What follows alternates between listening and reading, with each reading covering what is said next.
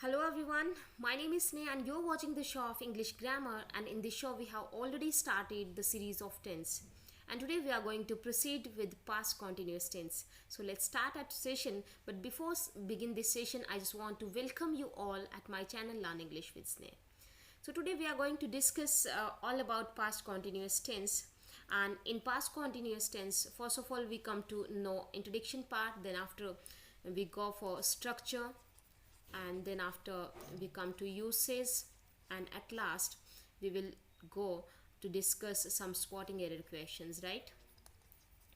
Okay, let's proceed with introduction part.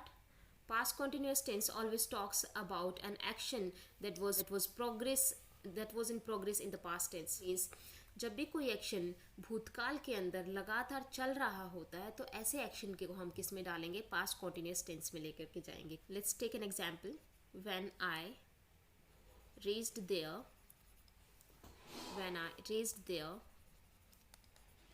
she was playing games.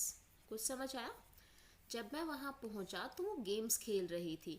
देखो इस sentence से हमें इतना क्लियर हो गया है स्टूडेंट्स कि ये सेंटेंस पास्ट का है. दैट मीन्स ये हैपनिंग पास्ट में हो रही है, ये जो भी बात हो रही है. तो जब आप वहाँ पहुँचे तो उस टाइम पे वो गेम खेल रही थी. दैट मीन्स हमें पता चल रहा है कि यहाँ पे एक्शन लगातार चल रहा था. तो इस एक्शन को हम किस में डालेंगे, पास्ट कॉन्टिन्यूस टेंस में डालेंगे. और पास्ट कॉन्टिन्यूस टेंस में आपने हमेशा याद रखना है बच्चों कि आप हेल्पिंग वर्ब्स हमेशा वोज वर्ब यूज़ करेंगे एज एन हेल्पिंग वर्ब. और जो मेन वर्ब हमेशा होगी वो क्या होगी, आईएनजी फॉर्म में होगी. क्लियर है? मेन वर्ब हमेशा किस में होगी, आईएनजी फॉर्म में. ये इंपॉर्टेंट चीज़ है जो आपको याद रखनी है. ओके अब चलते हैं इन्हीं के स्ट्रक्चर्स पे. In case of structure, we have given 4 types of sentences or 4 kind of sentences. The first one is assertive, negative, interrogative and interrogative negative. Okay assertive simple sentence होता है, आप जानते हैं ऑलरेडी. असर्टिव हमेशा positive sentences होंगे जिसमें सबसे पहले आप सब्जेक्ट को प्लेस करते हैं, then after was word, then after V1 plus ING and at last object. Okay जो मैंने अभी आपसे डिस्कस किया. तो आपको जो सबसे इंपॉर्टेंट चीज़ है वो बस ये याद रखना है कि पास्ट कॉन्टिन्यूस टेंस जब भी हो आप हमेशा आपके माइंड में ये स्ट्रक्चर बन जाना चाहिए. चलो देखते हैं. Where we need to place was and where we need to place were. What's the difference between these two? Okay, so was is always followed by singular subjects. Okay, so students ध्यान रखना जब भी आपको singular subjects का use करना हो तो आप helping verb was यूज़ करेंगे.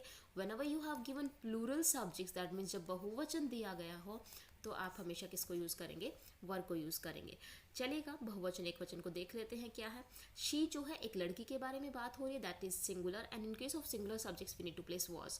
तो शी वॉज प्लेइंग क्रिकेट, तो बिल्कुल करेक्ट है, was plus V1 plus ING plus object. Next देखते हैं. नेगेटिव में कुछ नहीं है students, it's same like assertive but you just need to place not just before main verb. Okay आपको नोट को प्लेस करना है मेन वर्ब से पहले. तो क्या बन जाएगा, मैं क्रिकेट नहीं खेल रहा था. That means I was not playing cricket. Okay तो आपने जस्ट नोट को यूज़ किया है वहाँ पे. ओके समझ में आ गया. और जब भी आप नोट यूज़ करेंगे कहीं पे भी वो हमेशा मेन वर्ब से पहले यूज़ होगा.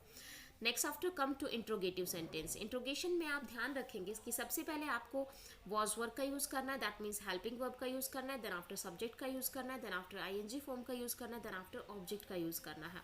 Okay so first of all we need to place either was or were. They playing cricket, तो क्या हो जाएगा, दे जो है वो प्लूरल है इसलिए हम वर यूज़ कर रहे हैं. वर दे प्लेइंग क्रिकेट. ओके क्या वो क्रिकेट खेल रहे थे. At last we come to interrogative negative sentence. and in case of interrogative negative sentence again वही चीज़ है, सेम लाइक इंटेरोगेशन, बस आपको नोट का यूज़ करना है किससे पहले, मेन वर्ब से पहले. मेन वर्ब क्या है आपके, ING फॉर्म में है, तो उससे पहले आप नोट यूज़ करेंगे. तो क्या हो जाएगा, was he not playing cricket. क्या वो क्रिकेट नहीं खेल रहा था. वॉज इसलिए यूज़ किया because we have given he. Okay चलते हैं नेक्स्ट यूसेज पे स्टूडेंट्स कि क्या क्या यूसेज होंगे, कहाँ कहाँ हमें पास्ट कॉन्टिन्यूस टेंस को यूज़ करना है. Okay so first usage is whenever you have given two simultaneous actions of past. okay simultaneous actions का मतलब है जो एक ही टाइम पे हो रहे हैं. actions happen at the same time. okay एक ही टाइम पे घटित होने वाली घटनाओं को, ओके जो पास्ट की घटनाएं हैं, हम वहाँ पे क्या यूज़ करेंगे, पास्ट कॉन्टिन्यूस टेंस. देख लेते हैं क्या लिखा है. When two actions are being performed, जब दो एक्शन परफॉर्म किए जाएं साइमल्टेनियसली, एक साथ इन द पास्ट, पास्ट में we use past continuous tense in both the actions, तो दोनों ही एक्शंस के लिए हम क्या यूज करेंगे, पास्ट कॉन्टिन्यूस टेंस यूज करेंगे. Let's take some example so that you get more clarity for this uses. While she was playing games, जब वो गेम्स खेल रही थी तो मैं टीवी देख रहा था. Okay, I was watching TV. इस अब देखिएगा ध्यान से, एक तरफ आपकी सिस्टर जो है वो गेम खेल रही है और दूसरे रूम में आप वहीं पे दूसरी साइड क्या कर रहे हैं, टेलीविज़न देख रहे हैं. समझ में आ गया? तो एक्शन तो एक ही टाइम पे हो रहा है ना, दोनों एक्शन एक टाइम पे हो रहा है. और जब भी ऐसा केस हो तो आप हमेशा क्या यूज़ करेंगे, past continuous tense. Same is like in the next sentence, when he was singing, जब वो गाना गा रहा था तो मैं डांस कर रहा था. एक ही टाइम पे हो रहा है ना, इधर वो गाना गा रहा है, इस साइड आप डांस कर रहे हैं. ओके, बट एक्शन तो सेम टाइम पे हैपन हो रहा है. Same you can say when my mother was preparing dinner,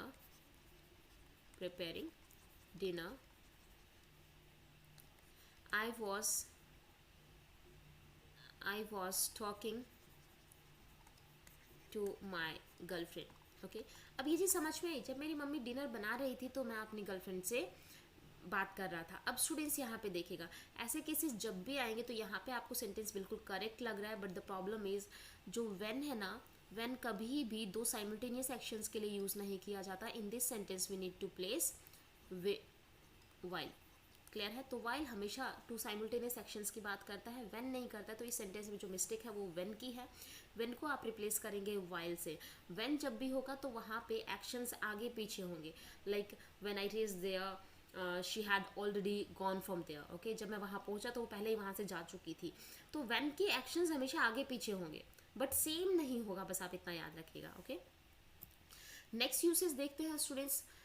जब भी आपको दोज डेज सेंटेंस में दिया जाए तो वो एक्शन हमेशा ही पास्ट कॉन्टिन्यूस में डालना है. जब भी सेंटेंस में दोज डेज इस तरह का वर्ड आ जाए. देखते हैं sentence, Ram and Shyam went to gym those days. Okay, उन दिनों राम और श्याम जिम जाया करते थे. ओके, तो स्टूडेंट्स यहाँ पे अंडरस्टूड है कि एक्शन लगातार था, और लगातार अगर हैपनिंग हो रही है किसी एक्शन की तो आप क्या यूज़ करेंगे, पास्ट कॉन्टिन्यूस. पास्ट कॉन्टिन्यूस में हमें क्या यूज़ करना होता है, was were plus ING form. Okay, अब was were plus ING form में भी आपको ये देखना है कि वॉज यूज़ करेंगे या वर यूज़ करेंगे. तो देखिएगा सब्जेक्ट पे आते हैं, it's up to subject, right. Ram and Shyam है, दैट मीन्स टू पर्सन है, टू पर्सन हैं तो प्लूरल हुआ. प्लूरल के केस में आप वर यूज करेंगे. तो Ram and Shyam were going to gym those days. Now your sentence is correct, there is no error, right. At last, we have given a usage of past continuous tense. We use this tense, that means we use past continuous tense with get, grow and become. Okay, ये तीनों verbs जो दिख रही है ना, जब भी ये तीनों वर्ब्स मेन वर्ब की फॉर्म में कभी भी आए, ओके, और वहाँ पे सेंटेंस में किसी भी एक्शन के अंदर ग्रेजुअली इंक्रीज या डिक्रीज दिखाई दे रहा है. ओके, तो ग्रेजुअली इंक्रीज डिक्रीज का मतलब है लगातार कोई चीज़ बढ़ रही है या लगातार कोई चीज़ घट रही है. ओके, तो ध्यान रखिएगा ऐसे केसेस में आप किसका यूज़ करेंगे, पास्ट कॉन्टिन्यूस टेंस का. बट मेन वर्ब इन तीनों में से ही कोई एक होनी चाहिए. एक्शन में कॉन्टिन्यूटी दिखनी चाहिए. एग्जाम्पल देखते हैं, it was getting colder and colder day by day. देखिएगा, जब हम बात करते हैं नवंबर की कोल्ड की, ओके, तो नवंबर में जो कोल्ड होती है वो थोड़ी ठंडी होती है. ओके, जब आप दिसंबर में पहुंचेंगे तो दिसंबर में थोड़ा और ज़्यादा ठंडा होता है. जनवरी में पहुंचेंगे तो थोड़ा और ज़्यादा ठंडा होता है. ओके, तो दैट मीन्स कि day by day, okay, it's getting colder. Okay, तो क्या हो रहा है, डे बाय डे ये चीज़ जो है, मौसम जो हो क्या होता जा रहा है, ठंडा होता जा रहा है, कोल्डर एंड कोल्डर. ओके, तो यहाँ पे आप क्या यूज़ करेंगे, पास्ट कॉन्टिन्यूस, इसीलिए आपने वॉज के साथ, गेट के साथ आईएनजी यूज़ किया, was getting. Okay, same is here in the next sentence, the tree was growing larger and larger. ये जो पेड़ है ये बड़ा बड़ा बड़ा और बड़ा होता जा रहा है. That means day by day वो ट्री क्या होता जा रहा है, टाइम के साथ बड़ा होता जा रहा है. तो I think this usage is clear to everyone. Next देखते हैं students, now come to some spotting error. देखते हैं कितना आपको समझ में आया है. Where was the children playing the cricket, कि चिल्ड्रन जो बच्चे थे वो क्रिकेट कहाँ खेल रहे थे. अब स्टूडेंट्स देखिएगा, हमने सब कुछ डिस्कस किया लेकिन WH फैमिली को स्टिल अभी तक हम लोगों ने डिस्कस नहीं किया है. तो WH फैमिली में जो वर्ड्स होते हैं वो होते हैं व्हाट, व्हेन, वेयर. क्लियर है? इस तरह के वर्ड्स वाई, हाउ, ये सभी वर्ड्स जो है ये WH फैमिली को शो करते हैं। ओके, और जब भी आपका क्वेश्चन इंटेरोगेटिव सेंटेंस होता है और WH वर्ड से स्टार्ट है, तो उस इंटेरोगेटिव सेंटेंस में सबसे पहले आपको क्या प्लेस करना है, WH word, then after helping verb, then after subject, then after main verb, and at last if object is given so place object. Okay, और एक क्वेश्चन मार्क। समझ में आ गया इतना? देखते हैं, वेयर वॉज द चिल्ड्रन। देखो वेयर बिल्कुल करेक्ट है, हेल्पिंग वर्ब भी गिवन है, सब्जेक्ट भी गिवन है, ING फॉर्म भी गिवन है और ऑब्जेक्ट भी गिवन है, तो ये चीज़ तो हमारी बिल्कुल सही जा रही है। Okay, but problem is you have given a subject that is plural, the children, और द चिल्ड्रन अगर दिया है तो ये प्लूरल सब्जेक्ट है, और प्लूरल सब्जेक्ट में आप क्या यूज़ करते हैं, वर का यूज़ करते हैं। समझ आ गया इसमें एरर क्या था? नेक्स्ट सेंटेंस में आपको दिया है why he was not going to attend the class, कि वो अटेंड करने क्यों नहीं जा रहा था, क्लास अटेंड करने क्यों नहीं जा रहा था, वो क्या रीज़न था। ओके, तो रीज़न की बात करें, कोई बात नहीं, WH वर्ड से फिर से अगेन स्टार्टेड है, तो वाई। अब देखिएगा, इस तरह के एरर्स बच्चे यूजुअली इग्नोर करते हैं, तो वाई के बाद हमें क्या बताया है कि हेल्पिंग वर्ब यूज़ होना चाहिए ना, तो यहाँ पे भी हमने वही किया था, तो वाई ही वॉज नहीं होगा, वाई वॉज ही। ओके, तो आपका जो करेक्शन होगा वो क्या होगा, why was he not going to attend the class. Now your sentence is correct.